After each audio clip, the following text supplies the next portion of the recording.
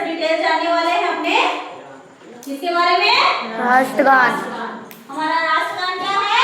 जन गण मन। ठीक है, जन गण मन अधिनायक जय हे, ये हमारा क्या है? राष्ट्रगान।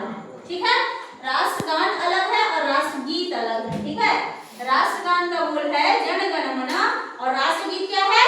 वंदे मातरम। ठीक है, तो जो जन गण मन है उसको लिखे कौन है? उसके रचनाकार कौन है? श्री रविंद्रनाथ टैगोर। कौन है? श्री रविंद्रनाथ टैगोर। रविंद्रनाथ टैगोर। ठीक है, इसको हमारे भारत, हमारे देश का नाम क्या है? भारत। हम लोग कौन से देश में रहते हैं?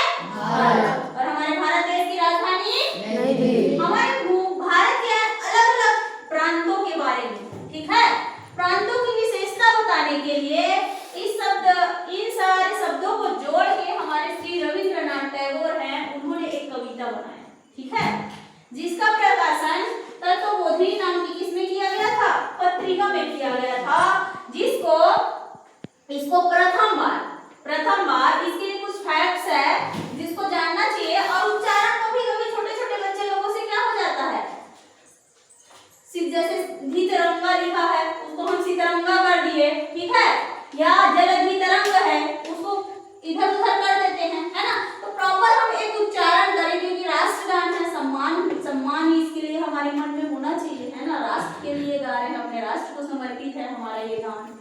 ठीक है, तो कम से कम इसके बारे में जो सही वर्ड है और इसमें कौन कौन से प्रांत है, कौन कौन सी नदी है, हमारे भारत देश की विशेषता क्या है, उन सारी चीजों के बारे में इसमें बताया गया है। ठीक है, तो इसका उच्चारण हम अच्छे से करेंगे। नेक्स्ट डे से हम क्या करेंगे, यदि थोड़ा कहीं भी मिस्टेक हो रहा है या गलती हो रहा है तो उसको क्या करेंगे? करेक्शन करने की कोशिश करेंगे। ठीक है, तो यहाँ पे देखेंगे महत्वपूर्ण तथ्य के रूप में हमारे जो रविंद्रनाथ टैगोर है उनको नोबेल पुरस्कार, इसी के लिए उनको नोबेल पुरस्कार भी मिला। ठीक है, और बहुत सारे वो साहित्य जगत के बहुत बड़े रचनाकार थे। ठीक है, बहुत सारे उन्होंने कविता, बुक्स अपने बहुत सारे लिखे हैं। ठीक है, आनंद मठ नाम का एक कहानी संग्रह भी लिखा था। ठीक है, जिसमें अलग अलग कहानियों का, कविताओं का संग्रह था। उसी प्रकार इसके बारे में जब लिखे और उनको लगा कि 1911 से पहले जब वो लिख चुके थे तो ये जो शब्द आया तो इनको लगा कि ये जो भारत का राष्ट्रगान बन सकता है क्या करके। ठीक है, तो जो इनका जो कांग्रेस का अधिवेशन चलता था, ठीक है, उस टाइम पे तो प्रथम बार इसको कब गाया गया था? प्रथम बार कब गाया गया था इसको? 27 दिसंबर 1911 को। कांग्रेस जिसकी स्थापना 1885 में हुई थी। ठीक है, हमारे भारत देश को अंग्रेजों से आजादी दिलाने के टाइम पीरियड में आंदोलन मूवमेंट में कुछ समूह और दलों का गठन किया गया था, जिसमें से एक था कौन? कांग्रेस की स्थापना 28 दिसंबर 1885 को हुई थी। उसका जो अधिवेशन 27 दिसंबर 1911 को हुआ था, कहाँ? कलकत्ता में हुआ था। राष्ट्रीय कांग्रेस के कलकत्ता अधिवेशन में ये हमारे राष्ट्रगान को पहली बार गाया गया था। ठीक है, जो कांग्रेस का अधिवेशन कलकत्ता में हुआ था वह पहली बार गाया गया था। और बाद में धीरे धीरे आगे चलते हमारा जो मूवमेंट, गांधी मूवमेंट आया 1915 से लेकर 1945-47 तक। ठीक है, बहुत सारा ऐसे बीच में चला, गांधीवादी चला और कुछ अन्य मूवमेंट जो चला उसको लेके हम लोग कितने अगस्त को आजाद हुए? 15 अगस्त 1947 को आजाद हुए। ठीक है, आजाद होने के कुछ वर्षों के बाद, ठीक है, आजाद होने के कुछ वर्षों के बाद हमें संविधान के रूप में 26 नवंबर 1949 को एक दस्तावेज मिला। ठीक है, एक कानून किसी देश को चलाने के लिए, जब कानून मतलब किसी भी देश को जब चलाना है तो कैसे चलाना है, वहाँ की व्यवस्था क्या होनी चाहिए, उस देश की विशेषताएं क्या है, किस टाइप के लोग रहते हैं, ऐसा यदि हमको चलाने के लिए किसी कानून या माध्यम की जरूरत होती है तो हमारे देश में संविधान बना। ठीक है, 2 साल 11 महीने और 18 दिन में। ठीक है, जिसके बारे में बता चुकी हूँ। उसमें तो शामिल बहुत लोग हुए थे, एक समिति बना था और संविधान को बनाने के लिए क्या बना था? समिति बना था। लेकिन आगे चल के उसके मुख्य जो निर्माता, संविधान के निर्माता के रूप में किनको जाना गया? Doctor B R Ambedkar. तो हम संविधान के पिता किनको बोलते हैं? अम्बेडकर को, ठीक है। तो उन्हीं वही 26 जनवरी हर साल मनाते हैं ना हम लोग गणतंत्रता दिवस के रूप में। क्यों मनाते हैं गणतंत्रता? क्योंकि हमें उस दिन संवैधानिक अधिकार लागू हुआ, पूरे हमारे भारत देश में संविधान लागू हुआ उस दिन से, ठीक है। कितने तारीख को? 26 नवंबर 1950 को। लेकिन उससे 2 दिन जस्ट पहले हम लोग सोचे हमारे पास राष्ट्रगान के रूप में कुछ है क्या, एक साथ हमारे देश को इकट्ठा अखंड भारत बनाने के लिए, ठीक है, पूरे हमारे देश को एक अखंड भारत के रूप में देने के लिए क्या हम कोई राष्ट्रगान गा सकते हैं क्या? ऐसे महान जो पुरुष जो उस टाइम के स्वतंत्रता संग्राम सेनानी या जो भी और उस टाइम के जितने भी बड़े बड़े हमारे नेता महापुरुष लोग बचे हुए थे, उन्होंने डिसाइड किया कि राष्ट्रगान के रूप में हमें जन गण मन जो श्री रविंद्रनाथ टैगोर के द्वारा लिखा गया है भारत भाग्य विधाता करके, उसमें अलग अलग प्रांतों के भी बारे में बोला गया है। तो क्या हम उसको राष्ट्रगान के रूप में ले सकते हैं? तो इसको हम आधिकारिक तौर पर संवैधानिक तौर पर कब से ले लिए? 24 जनवरी 1950 से अपना लिए, ठीक है। उस दिन से आज तक हम जब भी अपने स्कूल में हैं, सर जितनी भी सरकारी संस्था है, वहाँ जब भी हमको क्या करना रहता है, प्रेयर करना रहता है या प्रार्थना करना रहता है, तो अपने राष्ट्र के लिए कितने सेकंड का समय निकालते हैं? 52 सेकंड। जब भी हम गाते हैं सावधान की मुद्रा में हमारे राष्ट्रगान को कितने सेकंड में हमको गाना रहता है? 52 सेकंड। समय के लिए याद रखेंगे कितने सेकंड में।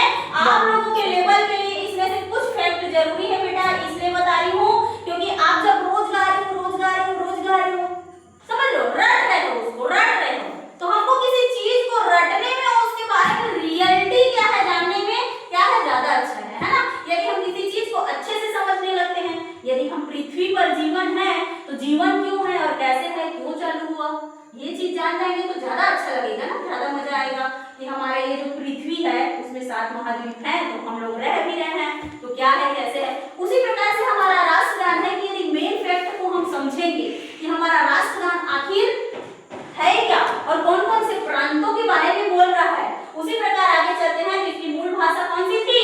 बांग्ला थी, जिसको अनुवाद किया गया हमारे भारत देश में 22 आधिकारिक लैंग्वेज है जो संविधान में है, 22 लैंग्वेज में से एक बांग्ला भी है, लेकिन उसको बाद में आगे चल के हिंदी में ऐसे, ताकि पूरे भारत के लोग हमारे हिंदी ऑफिशियल लैंग्वेज है ना भाई, ऑफिस की भाषा जो है वो हमारी क्या है? हिंदी है, ठीक है। तो उसको हिंदी में किया गया, लेकिन इसकी मूल भाषा क्या थी? बांग्ला थी, ठीक है। उसी प्रकार जिस पत्रिका में प्रकाशन हुआ उसका नाम क्या था? तत्वबोधिनी पत्रिका। क्या नाम था? तत्वबोधिनी पत्रिका। जैसे आजकल समाचार देखे हो ना, रूस के बारे में, ब्रिटेन के बारे में कि कहाँ चल रहा है, भारत में क्या चल रहा है, कि देश दुनिया में क्या चल रहा है, कि छत्तीसगढ़ के कौन से जिले में क्या चल रहा है, कि मैकल हमारे चिल्फी घाटी के बारे में आए दिन खबर में आप लोग पढ़ते होंगे, न्यूज़पेपर जब भी देखते होंगे, समाचार पत्र, चाहे दैनिक भास्कर देखो, चाहे दैनिक जागरण देखो, चाहे नवभारत देखो, चाहे हरिभूमि देखो, देखते हो कि नहीं कि चिल्फी घाटी के इस प्रांत में ये हुआ, कि इसको ये अवार्ड मिला, कि उसको वो अवार्ड मिला, देखते हो ना ये सारी चीजें। फिर आगे कितने नदियों का उल्लेख किया गया है भाई? गंगा, यमुना। गंगा क्या कहते हो आप लोग? विंध्य, हिमाचल, यमुना, गंगा। मेनली 2 नदियों के बारे में मुख्य रूप से वर्णन है। जो गंगा मुख्य नदी है, उत्तर की मुख्य नदी यहाँ से जो निकलती है उत्तराखंड से, यहाँ से, और यहाँ पे गंगा उत्तर प्रदेश से बिहार होते हुए यहाँ पे बांग्लादेश, यहाँ पे नीचे में बंगाल की खाड़ी में गिर जाती है, ठीक है। उसी की एक सहायक नदी है यमुना। जो भारत की 2 बड़ी नदियां है, यहाँ की जनसंख्या बहुत ज्यादा है, ठीक है। उसको लेकर उन्होंने उसको जोड़ा था कि गंगा यमुना गंगा, ठीक है। और उसके बाद आगे आ जाते हैं कि कितने प्रांत या राज्यों के बारे में इसमें बोला गया है। तो यहाँ देखेंगे कि जन गण मन अधिनायक जय भारत भाग्य विधाता के बाद अपने भारत का हम क्या कर रहे हैं? गान कर रहे हैं। उसके बाद कौन कौन से प्रांत के द्वारा जोड़ रहे हैं? देखो तो पंजाब की राजधानी चंडीगढ़। उसके बाद आ जाते हैं सिंध वाला जो प्रांत था, सिंधु नदी के पास, यहाँ पे हमारा जम्मू और कश्मीर के पास, ठीक है। तो वो बाद में राज्य बना, लेकिन उस प्रांत को पहले सिंध प्रांत बोला जाता था, सिंधु नदी के कारण, ठीक है। आगे आ जाएगा गुजरात, तो गुजरात का राजधानी गांधीनगर। आगे आ जाएगा मराठा मतलब महाराष्ट्र का राजधानी मुंबई। आगे आ जाएगा द्रविड़ मतलब हमारा दक्षिण वाला एरिया, जहाँ आंध्र प्रदेश है, तेलंगाना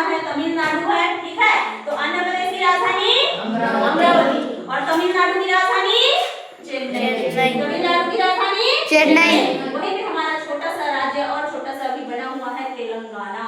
कर्नाटक वाला भाग भी आता था, केरल वाला भी भाग, पूरे साउथ इंडिया को पहले द्रविड़ बोलते थे, ठीक है।